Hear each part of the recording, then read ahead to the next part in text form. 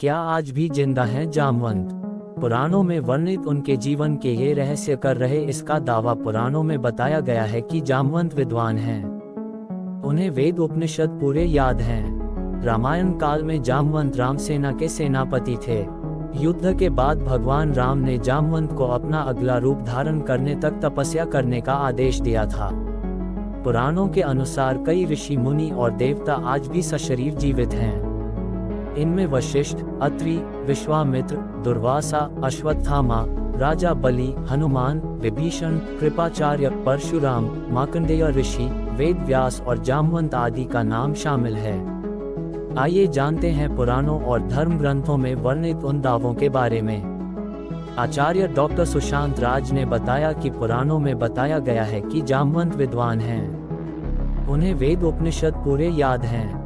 परशुराम और हनुमान के बाद जामवंत ही एक ऐसे व्यक्ति हैं जिनका तीनों युगों में होने का वर्णन मिलता है। वहीं पुराणों और धर्म ग्रंथों की माने तो कहा जाता है कि वह आज भी जीवित हैं। राजा बलि के काल सतयुग में जामवंत का जन्म हुआ था, जिस वजह से उनकी आयु परशुराम और हनुमान से भी लंबी है। परशुराम से बड़े हैं जामवंत और जामवंत से बड़े हैं राजा बलि। प्राचीन काल में जामवंत को ऋक्षपति कहा जाता था। बाद में ये ऋक्ष शब्द बिगड़कर रीछ अर्थात भालू के राजा हो गया। वहीं रामायण आदि ग्रंथों में भी उनका चित्रण भालू मानव के रूप में किया गया है। डॉक्टर सुशांत राज के अनुसार धर्म ग्रंथों में बताया गया है कि जामवंत को चिरंजीवियों में शामिल किया गया है जो कलियुग के अंत तक रहेंगे। जामवंत की माता एक गंधर्व कन्या थी। जामवंत सतयुग में उत्पन्न हुए थे। जामवंत का जन्म अग्निपुत्र के रूप में देवासुर संग्राम में देवताओं की सहायता के लिए हुआ था। कहा जाता है कि वह राजा बलि के काल में भी थे। वामन अवतार के समय जामवंत अपनी युवावस्था में थे। वहीं एक दूसरी मान्यता के मुताबिक भगवान ब्रह्मा ने 2 पैरों पर चल सकने वाला और संवाद करने वाला एक रीछ मानव बनाया था। भगवान राम के काल त्रेता युग में जामवंत बूढ़े हो गए थे, इसलिए जामवंत ने हनुमान जी से समुद्र लांघने की विनती की थी। वाल्मीकि रामायण के युद्ध कांड में जामवंत का नाम भी उल्लेखनीय है। इसमें वर्णन किया गया है कि रामायण काल में जामवंत का एक विशेष काम हनुमान जी को उनका बल याद दिलाना था। कहा जाता है कि जामवंत और कुंभकर्ण के आकार प्रकार में कुछ ही अंतर था। जामवंत को अनुभवी और ज्ञानी माना जाता था। उन्होंने ही हनुमान को हिमालय में प्राप्त होने वाली दुर्लभ औषधियों के बारे में बताया था, जिसमें से एक संजीविनी थी। राम व रावण के युद्ध में जामवंत रामसेना के सेनापति थे। कहा जाता है कि युद्ध समाप्ति के बाद जामवंत में अहंकार आ गया था, जिस पर भगवान श्री राम ने जामवंत को अपना अगला रूप धारण करने तक तपस्या करने का आदेश दिया था। पौराणिक मान्यताओं के मुताबिक द्वापर युग में जामवंत ने कोहिनूर हीरे को धारण किया। इस हीरे को तपस्यमंतक मणि कहा जाता था। इस मणि के लिए श्री कृष्ण को जामवंत से युद्ध करना पड़ा था।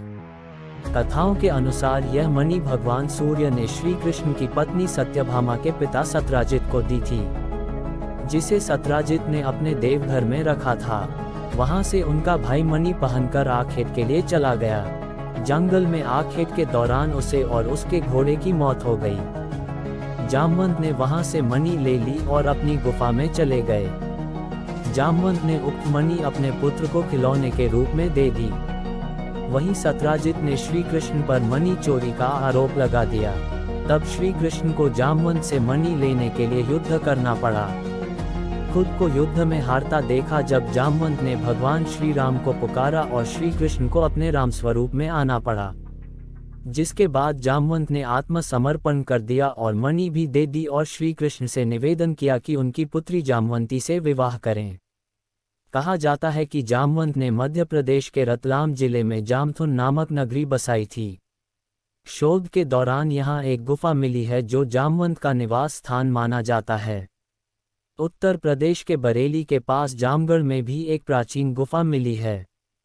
कहा जाता है कि यहाँ जामवंत हजारों वर्ष तक रहे थे। विंध्याचल की पहाड़ी पर पुराकाल से ही गणेश जामवंत की प्रतिमा स्थापित हैं, जिनके बारे में मान्यता है कि जामवंत द्वारा स्थापित ये प्रतिमा प्रतिवर्ष 1 तिल के बराबर बढ़ती जा रही है। पीर खोह को माना जाता है जामवंत की तपोस्थली। जामवंत की तपोस्थली जम्मू और कश्मीर के जम्मू नगर में स्थित एक गुफा मंदिर को माना जाता है। इस गुफा में कई पीर फकीरों और ऋषियों ने तपस्या की, जिस कारण इसे पीर खोह कहा जाता है। गुफा के साथ एक साधना कक्ष का निर्माण किया गया है जो तवी नदी के तट पर है। यह मंदिर भगवान शिव को समर्पित